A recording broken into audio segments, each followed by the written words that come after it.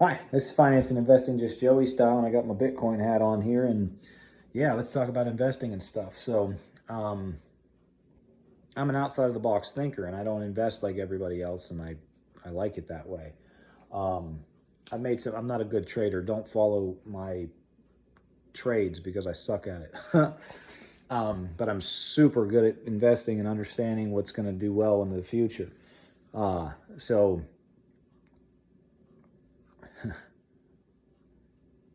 investment advisors, financial advisors, they look at things a lot differently. They put you in this 60-40 portfolio of stocks and bonds, and you're like, here you go. And nobody wants you to put any more than 5% of your money into a single company. And I think that the average person shouldn't have too many single companies unless they have somebody that knows what they're talking about and uh, and what's going to do well into the future, because most people just don't get it. So 401ks and stuff, I know somebody who's been putting like 10-15% of their pay into their 401k for a while, and they've never really made like low amounts of money. They don't make astronomical amounts of money, but decent pay. They've done well for themselves. Um, but they don't really have that much money. They're not even to a million yet. So 20 years of that, that's kind of crazy to me, because I did some calculations the other day, and if you would have bought $1 worth of Bitcoin the day that it was first listed on an exchange, it'd be worth $26 million today. $1. So, and he's put way more than $1 into 401k. So we got to look at things differently. And some people are like, oh man, it's so risky to put money into this or that. It's even more risky to be over diversified and have a low rate of return, because you're not going to have enough money to do what you want to do, and that's generally retire. So I also was in a conversation with somebody on Facebook, and they said something like personal accountability didn't have anything to do with budgeting or soaring prices. It's not entirely correct how she worded it, but I was like, what are you talking about? Like, people don't even know how to, they don't even know how to budget. And they're blaming everybody else on soaring prices and why their money isn't enough and yada, yada, yada. Well, if you haven't taken the time to get your spending plan and budget and figure out where your money's going under control, if you've had no financial responsibility, which is accountability, for how you spend your money, you can't complain that everything's so expensive you can't afford life, because you didn't do anything to afford life. It just pisses me off. So I got a real problem with people that think everything else is somebody else's problem. If the problem is affecting you that much, then do something about it. And if it's not, or if you're not going to do anything about it, then shut up. That's just kind of how I look at things. And I like to tell myself that too. If I'm not going to do anything, shut up about it. So, anyhow, I'm kind of rambling a little bit, but your budget's extremely important to get to know what you're doing. Then I was talking to somebody else today, and I was explaining to them how I invest. And he was like, holy crap, that makes a lot of sense. He said, I'm thinking about this in my own head. I'm trying to look at it, and I'm getting scattered and jumping all over the place. And I was like, yeah, the absolute hardest thing to do about investing is picking the assets, picking what you're going to invest in.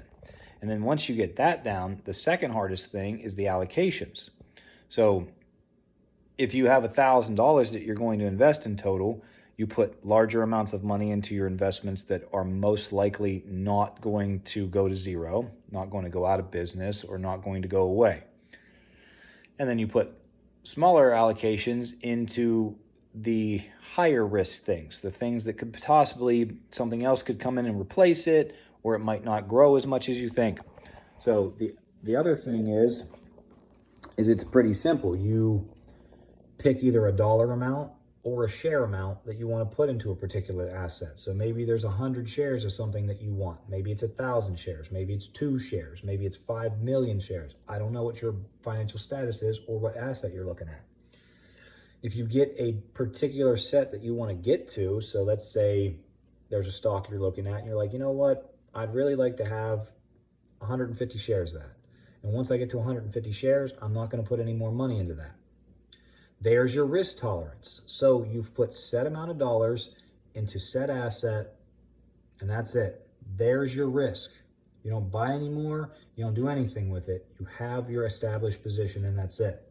And then the money that you were taking into that asset, you're no longer buying any more of it. You can take that money and put it into another asset. So you're building positions and you're diversifying, and you're not selling off your wealth. You're not selling off your ownership. Ownership is very important. So you can do this with multiple things at the same time. Some people don't have a lump sum. People are like, how much money do I need to invest? It's not a number. It's not, I can't just say it's $10,000, it's $2,000, it's $5 million.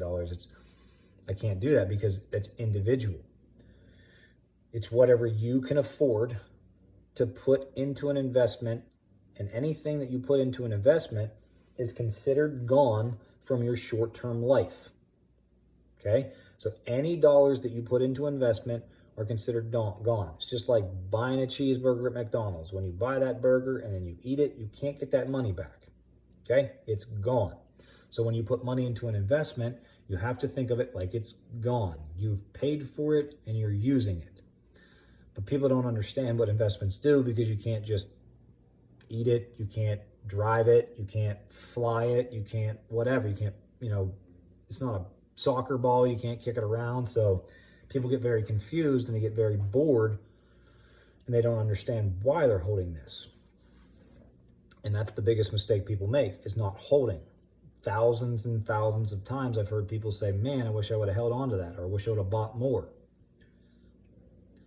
So if you want to trade, you need to be extremely diligent. You have to find somebody to help you trade, and you have to put a lot of time and effort into it on a pretty consistent basis.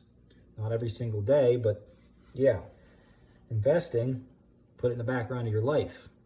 It doesn't affect you, it doesn't stress you out, and you're putting in money that's not hurting. It's not affecting your short-term life. Maybe that's only $1 a month. If that's all you can do, it's better than $0 a month. And then the one thing everybody goes, if you'd put $1,000 into Google X amount of years ago, 10, 20 years ago, you'd be worth 600,000, $1 million. People see that stuff all the time, but there's not one single financial advisor that I've ever seen that recommended putting a lump sum into one company and sitting on it. But that example is freaking everywhere. So explain to me why that example is used everywhere, but there's not a single financial advisor out there that's telling people to do it. Maybe not a single one, but very few. So yeah, and rebalancing. I think it's stupid. I was talking to somebody and they said they know somebody that rebalances their portfolio every 3 months. I'm like, holy crap, that's trading. I was like, rebalance, you shouldn't rebalance that much, and especially if you're long term. And everybody does long term off of short term data. So the stock market, the analysts, the CNBC, like everybody that's talking about stocks on a consistent basis. Trying to think of some things off the top of my head and I can't. But they're all looking at 3-month data, 6-month data, 1-year data. If you're in an investment for 5 or 10 years, 3-month data isn't going to do anything for your investment. That doesn't even make any sense. Why are you going off of short-term data for a long-term play? But I don't know. You just gotta, it's a personal walk. It's a personal choice of how much money you put into certain things. It's what your risk appetite is and what assets you want to put it into. But at the end of the day, I'm telling you, the cornerstone of your portfolio, especially the less you know, should be Bitcoin. If you know next to nothing about the stock market, your portfolio should be 75% Bitcoin.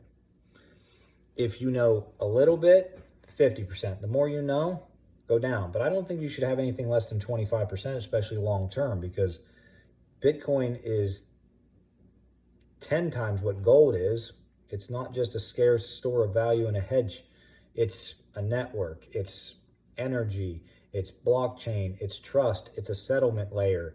It's an ecosystem. It's a network. I mean, it is so many more things than gold is.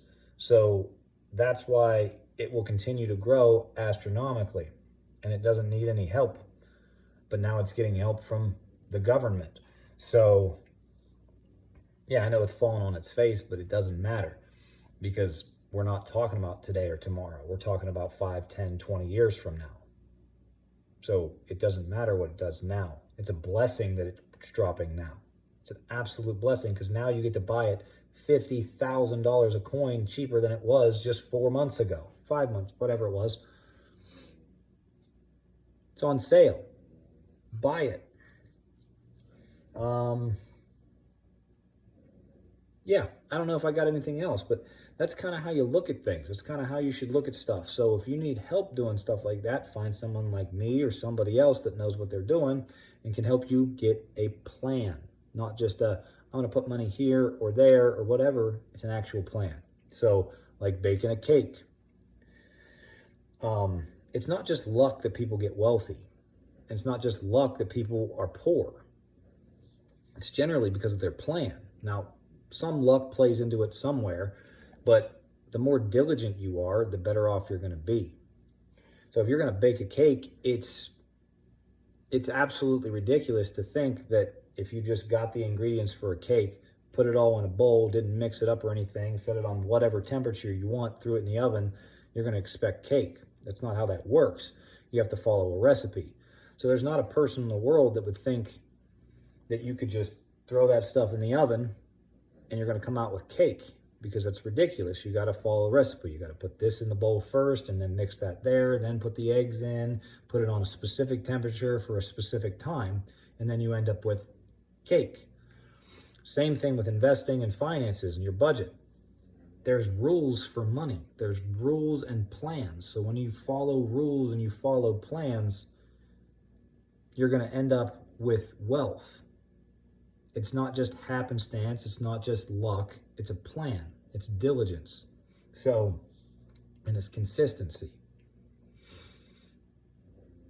Okay, yeah. So be diligent, be consistent, come up with a plan, and find someone that knows what they're talking about. So assets first. Understand what assets are good, should stick around for a long period of time. Secondly, figure out how much money you're willing to put in those. That's your risk tolerance. So I don't want to lose any more than $1,000. Then don't put any more than $1,000 into anything.